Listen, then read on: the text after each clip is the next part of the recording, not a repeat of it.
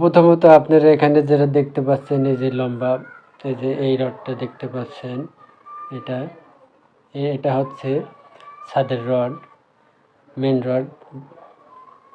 এটা হচ্ছে ছাদের মেন রড এবং উপরে যে এটা যেটা দেখছেন সোজা স্ট্রেট, সোজা কোনো ভাঁজ টাজ নাই।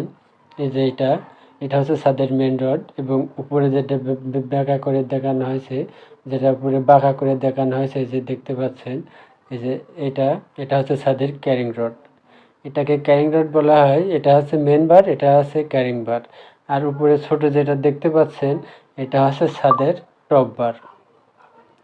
তো এখন মেন বার, ক্যারিং বার আর টপ বার। এখানে যে মেন বারটা দেখানো হয়েছে, এটা আপনার এখানে যে এইটার থেকে ফোঁটা দেওয়া হয়েছে দেখছেন, এই যে এই দাগটা টেনে এখানে দেখানো হয়েছে যে 5 ইঞ্চি সেন্টার। এটা হচ্ছে আপনার 5 ইঞ্চি সেন্টার। তো এই রডটা 5 ইঞ্চি সেন্টার এখন কোন দিকে দিবেন? তো এই রডটা যখন আমরা এই বিমের উপর দিয়ে দাগ দেব, এই বিমের উপর দিয়ে যখন আপনারা দাগ দেবেন, তখন আপনাদের এদিকে 10 ইঞ্চি গ্যাপ করে দাগাতে হবে। 10 ইঞ্চি গ্যাপ করে যখন আপনারা দাগাবেন, তখন এই সোজা যে রডটা দেখছেন, এই রডটা আপনারা প্রত্যেক দাগে দাগে একটা করে ফেলতে হবে এবং পরবর্তীতে 10 ইঞ্চির মাঝখানে থাকলে তখন এই ক্যারিং বারটা, ক্যারিং সাপোর্টে L/4 হোক বা L/3 হোক, এর ভেতরে এই ক্যারিং রডটা দিতে হয় এবং দেওয়ার পরে যখন আপনারা ক্যারিং উঠাবেন, তখন এই দুইটা ক্যারিংয়ের মাঝখানে, এই যে এমন দুইটা ক্যারিংয়ের মাঝখানে এই টপ রডগুলো দিতে হয় একটা করে, দেখতে পাচ্ছেন।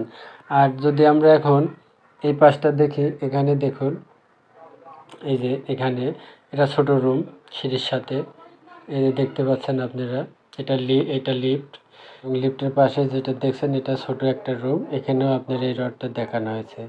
এই যে লম্বা দাগটা দেখতেছেন, এই লম্বা দাগটা এনে এখানেও দেখানো হয়েছে এই রডটা। এই যে এটা দেখুন, এই যে এই রডটা, কিন্তু এখানে যা রড দিয়েছেন আপনারা সব কিন্তু এক পাশের রড। এখানে কিন্তু এক পাশের রড, এই যে এদিকের রডগুলো দেখানো হয় না এখানে। আবার এই রুমটা আপনারা যদি এখানে দেখেন, তবু আপনারা দেখতে পাচ্ছেন এখানে এই যে এক পাশের রড দেখানো হয়েছে, আরেক পাশের রড দেখানো হয় নাই।